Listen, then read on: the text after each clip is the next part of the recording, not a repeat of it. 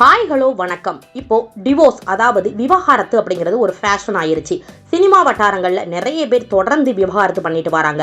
ஒரு சில பேர் பார்த்திங்கன்னா காதலிச்சு திருமணம் செஞ்சு ஒரே மாதத்தில் விவாகரத்து செஞ்சவர்களும் இருக்காங்க.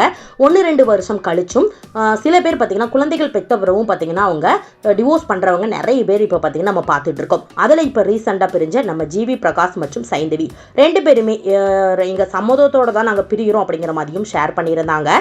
இப்போ திரும்ப சேர போகிறாங்களாம். இசையமைப்பாளர் மற்றும் ஆக்டர் தான் நம்ம ஜிவி பிரகாஷ் அவர்கள். இவங்க மனைவி சைந்தவி, இவங்களும் ஒரு பின்னணி பாடகி. 10ஆம் வகுப்பு படிக்கும் போதே சைந்தவியை காதலிச்சுட்டு வந்திருக்கிறாரு. காதலிச்சு தான் திருமணம் செஞ்சிருக்கிறாங்க. 2013 தான் திருமணம் நடந்திருந்தது. இவங்களுக்கு 4 வயசுல அன்பி அப்படின்னு சொல்லி ஒரு பெண் குழந்தையும் இருக்கிறாங்க. 11 வருட வாழ்க்கையில திடீர்னு நாங்கள் பிரிய போறோம் அப்படிங்கிற மாதிரி அறிவிச்சிருந்தாங்க. ஏன் பிரியிறீங்க, பிரிய வேண்டாம் அப்படிங்கிற மாதிரி தான் நிறைய பேர் பார்த்தீங்கன்னா சொல்லிட்டு வந்த நிலையில இப்போ மீண்டும் பார்த்தீங்கன்னா வெற்றிமாறன் படத்துக்கு 2 பேருமே சேர்ந்து பாடியிருக்கிறாங்க. விமல் நடிக்கும் சார் அப்படிங்கிற படத்துல தான் இந்த பாடல் இடம்பெற்றிருக்கு.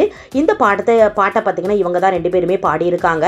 இவங்க பிரியறதுக்கு முன்னாடியே இந்த பாட்டு பாடினாங்களா இல்லை பிரிஞ்சதுக்கு அப்புறமா தான் இந்த பாட்டு பாடினாங்களா அப்படிங்கிற மாதிரியும் தெரியல. ஆனால் பார்த்தீங்கன்னா இவங்க சேர போகிறாங்க அப்படிங்கிற மாதிரி மட்டும் சில நியூஸஸ் பார்த்தீங்கன்னா போயிட்டுருக்கு.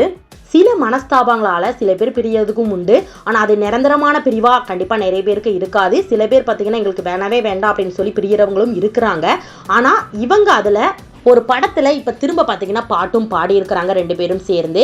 இதை வச்சு பார்க்கும்போது கண்டிப்பாக இவங்க சேர போகிறாங்க அப்படிங்கிற மாதிரி தான் தெரியுது. எனிவே இவங்க 2 பேரும் சேர்ந்தால் நல்லா தான் இருக்கும்.